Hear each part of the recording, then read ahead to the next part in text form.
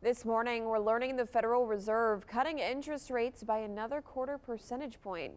Fed Chair Jerome Powell says even though the inflation rate hasn't fallen to where they want it, they still went with the cut because of how much the job market is slowing down. Atra Al-Nashar breaks down the details. The Federal Reserve continues to chip away at interest rates. The Federal Open Market Committee decided to lower our policy interest rate by a quarter percentage point.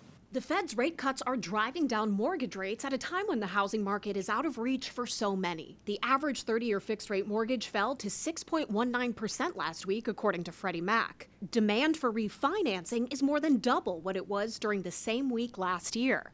The reason rates are falling is less rosy. Central bankers are nervous about the job market. We're watching that very carefully.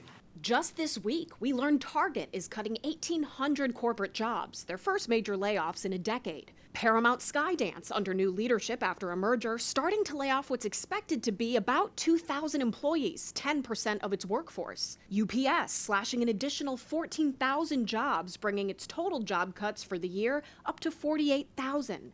Amazon also announcing 14,000 roles will be cut. It's part of the company's integration of artificial intelligence, which CEO Andy Jassy previewed this summer.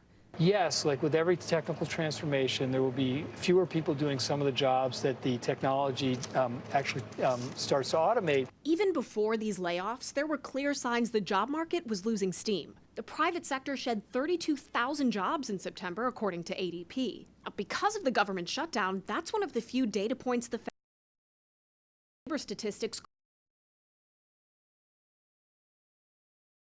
August released in September, showing the unemployment rate was 4.3%. They're going to have a gaping donut hole that is October at a minimum, could be October and November. It's been close to 6 decades since the BLS has not produced a monthly labor report.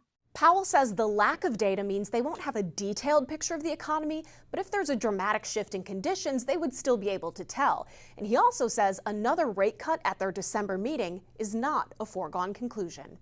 In Washington, I'm Atra Al-Nashar.